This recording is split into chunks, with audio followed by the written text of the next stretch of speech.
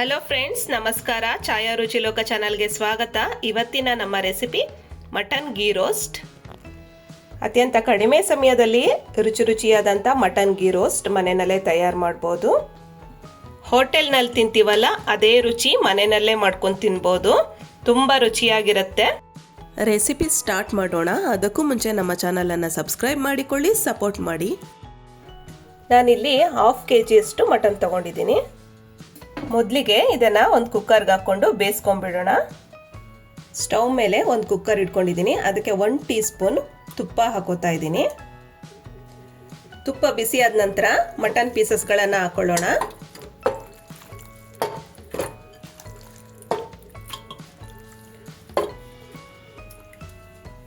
ಇದಕ್ಕೆ 1 tea spoon ಅಷ್ಟು ಉಪ್ಪು ಹಾಕ್ತಾ ಇದ್ದೀನಿ. ಅರ್ಧ ಟೀ ಸ್ಪೂನ್ ಅರಿಶಿನ ಹಾಕ್ತಾ ಇದ್ದೀನಿ. 1 ಟೀ ಸ್ಪೂನ್ ಶುಂಠಿ ಬೆಳ್ಳುಳ್ಳಿ ಪೇಸ್ಟ್ ಸೇರಿಸ್ತಾ ಇದ್ದೀನಿ.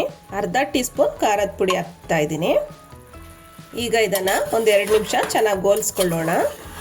ಮಟನ್ದು ಹಸಿ ವಾಸನೆ ಎಲ್ಲ ಹೋಗ್ಬೇಕಲ್ವ, ಅದಕ್ಕೆ ಚೆನ್ನಾಗಿ ಗೋಲ್ಸ್ಕೊಂಡು ಇದನ್ನು ಒಂದು 2 ವಿಷಲ್ ಬರ್ಸ್ಕೋಬೇಕಾಗತ್ತೆ. ನೋಡಿ, ಈಗ ಮಟನ್ನ ಚೆನ್ನಾಗಿ ಹುರಿದಿದ್ದಾಗಿದೆ. ಇದಕ್ಕೆ ಒಂದು 1/2 ಕಪ್ ಅಷ್ಟು ನೀರು ಹಾಕ್ತಾ ಇದ್ದೀನಿ. ಈಗ ಲಿಡ್ ಕ್ಲೋಸ್ ಮಾಡಿ 2 ವಿಷಲ್ ಬರೆಸ್ಕೊಳ್ಳೋಣ.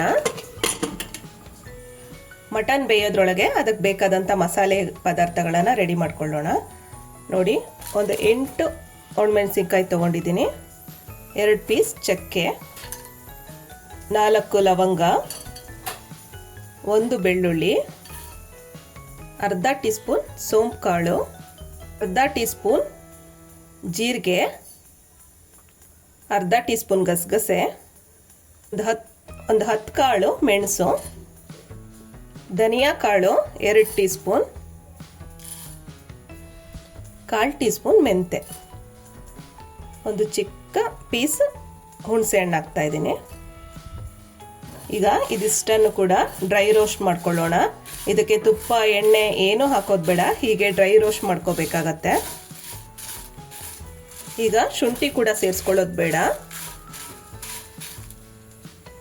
ಈ ರೀತಿ ರೋಸ್ಟ್ ಮಾಡಿ ಇದರ ಮಸಾಲೆ ಪೌಡರ್ನ ಕೂಡ ತಯಾರು ಮಾಡಿಕೊಂಡು ಫ್ರಿಜ್ಜಲ್ಲಿ ಸ್ಟೋರ್ ಮಾಡಿಡ್ಬೋದು. ಚಿಕನ್ ಗೀ ರೋಸ್ಟ್ ಅಥವಾ ಫಿಶ್ ಗೀ ರೋಸ್ಟ್ ಈ ಥರ ಏನಾದರೂ ಮಾಡಿದಾಗ ಅದನ್ನು ಯೂಸ್ ಮಾಡ್ಕೋಬೋದು. ಈಗ ಎಲ್ಲ ಪದಾರ್ಥಗಳು ಚೆನ್ನಾಗಿ ಫ್ರೈ ಆಗಿದೆ. ಇದನ್ನು ಒಂದು ಮಿಕ್ಸಿ ಜಾರ್ಗೆ ಹಾಕ್ಕೊಂಡು ಪೌಡರ್ ಮಾಡ್ಕೊಳ್ಳೋಣ. ಪೌಡರ್ ಬೇಕಾದರೂ ಮಾಡ್ಕೋಬೋದು ಅಥವಾ ಸ್ವಲ್ಪ ನೀರು ಸೇರಿಸ್ಕೊಂಡು ಪೇಸ್ಟ್ ರೀತಿ ಕೂಡ ತಯಾರು ಮಾಡ್ಕೋಬೋದು. ನೋಡಿ, ನಾನು ಸ್ವಲ್ಪ ನೀರು ಸೇರಿಸ್ಬಿಟ್ಟು ಸ್ಮೂತ್ ಪೇಸ್ಟ್ ತಯಾರು ಮಾಡಿದ್ದೀನಿ. ಸ್ಟವ್ ಮೇಲೆ ಈಗ ಕಡಾಯಿ ಇಟ್ಕೊಂಡಿದ್ದೀನಿ.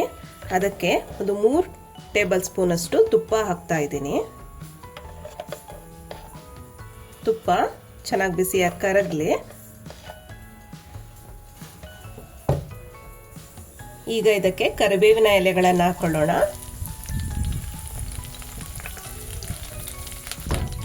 ಈಗ ರುಬ್ಬಿರುವಂಥ ಮಸಾಲೆಯನ್ನು ಕೂಡ ಹಾಕೋತಾ ಇದ್ದೀನಿ.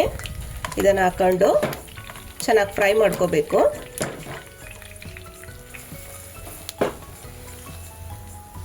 ಇದಕ್ಕೆ ಅರ್ಧ ಟೀ ಸ್ಪೂನ್ ಅಷ್ಟು ಶುಂಠಿ ಬೆಳ್ಳುಳ್ಳಿ ಪೇಸ್ಟ್ ಹಾಕೋತಾ ಇದ್ದೀನಿ. ಇದನ್ನೊಮ್ಮೆ ಫ್ರೈ ಮಾಡ್ಕೊಳ್ಳೋಣ. ಇದಕ್ಕೆ ಸ್ವಲ್ಪ ಪ್ರಮಾಣದಲ್ಲಿ ನೀರು ಸೇರಿಸ್ಕೊಳ್ಳೋಣ.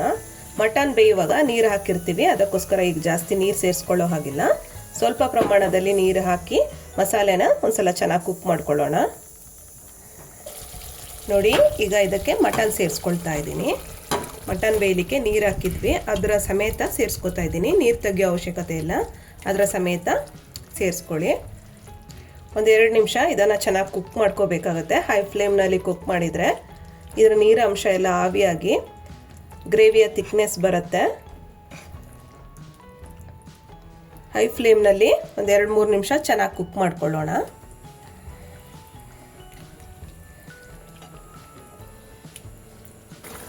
ಈಗ ಇದಕ್ಕೆ 1/2 ಟೀ ಸ್ಪೂನ್ ಉಪ್ಪು ಹಾಕ್ತಾ ಇದ್ದೀನಿ. ಮೊದಲೇ ಮಟನ್ ಬೇಯುವಾಗ ಮೊದಲೇ ಹಾಕಿದ್ದೆ ಉಪ್ಪು. ಈಗ ಅದಕ್ಕೆ ಸ್ವಲ್ಪ ಉಪ್ಪು ಸೇರಿಸ್ತಾ ಇದ್ದೀನಿ. 1 ಟೀ ಸ್ಪೂನ್ ತುಪ್ಪ ಹಾಕ್ತಾ ಇದ್ದೀನಿ. ನೋಡಿ, 5 ಮಿನಿಟ್ಸ್ ಕುಕ್ ಆದ ನಂತರ ಹೇಗೆ ಕಾಣ್ತಾ ಇದೆ ಅಂತ. ನೋಡ್ಲಿಕ್ಕೆ ಕೂಡ ತುಂಬ ಚೆನ್ನಾಗಿದೆ, ರುಚಿನೂ ಕೂಡ ಅದಕ್ಕಿಂತ ತುಂಬ ಚೆನ್ನಾಗಿರುತ್ತೆ. ಕೊನೆಯಲ್ಲಿ ಸ್ವಲ್ಪ ಕೊತ್ತಂಬರಿ ಸೊಪ್ಪು ಹಾಕ್ತಾ ಇದ್ದೀನಿ. ಒಂದೊಳ್ಳೆ ಮಿಕ್ಸ್ ಕೊಡೋಣ.